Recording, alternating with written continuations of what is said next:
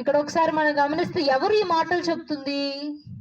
ఎవరు చెప్తుంది వెళ్తే విజయం వస్తుందని? ప్రవక్తలు చెప్తున్నారు. ఎంతమంది? ఒకళ్ళు కాదు, ఇద్దరు కాదు, 400 మంది ప్రవక్తలు చెప్పారు నిర్మోహమాటంగా వెళ్ళొచ్చు, మీరు విజయం మీకే వచ్చిందని.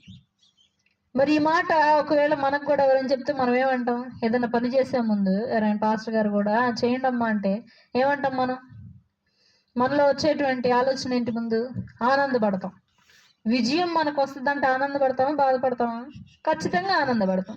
తిను కూడా ఆనందపడ్డాడు. కానీ యెహోషాపాతుకి ఇంకా అంటే ఆ యొక్క కంప్లీట్ అవ్వాల.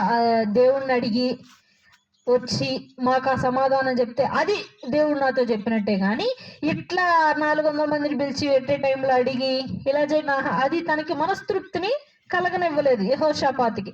అందుకే యెహోషాపాతు అన్నాడు, ఇట్లా కాదులే వాళ్ళు